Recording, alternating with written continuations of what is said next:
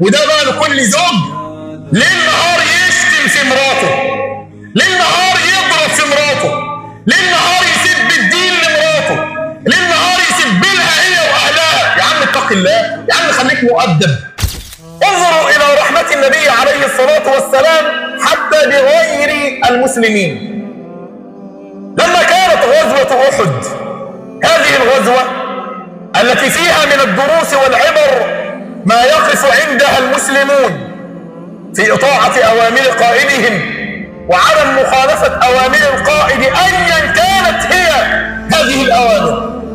فلما خالف الصحابة الرماة أمرا واحدا لرسول الله صلى الله عليه وسلم، كانت لهم الهزيمة في هذه الغزوة، شج وجه النبي عليه الصلاة والسلام وكسرت رباعية النبي صلى الله عليه وسلم، وأشيع بين الناس أن رسول الله قد قتل صلى الله عليه وسلم.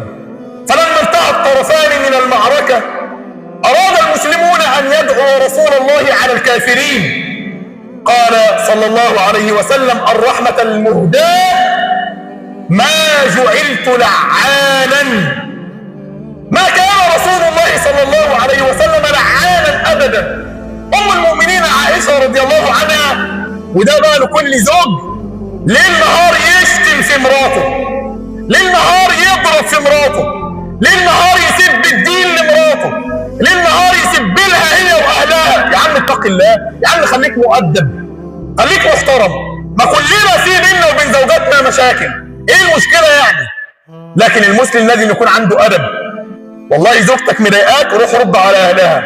والله ابسط الامور خدها من اهلها وديها على بيت اهلها بكل ادب.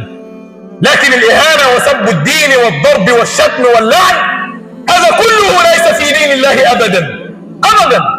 واتحدى اي انسان حتى الاستدلال بالايه التي فيها الضرب واضربوهن، مش الضرب اللي انت فاكره، مش الضرب بايد الفاس، مش الضرب بالايد المبرحه الجامده دي، مش ضرب زي ما انت فاهم. ده النبي كان يعلم صلى الله عليه وسلم، يعلم يعني ضرب كده بالسواك، ضرب بحاجه خفيفه كده، تعليم من النبي عليه الصلاه والسلام. استغل الناس فهم هذه الايه فهما خاطئا فاصبح الرجل يتطاول على امراته.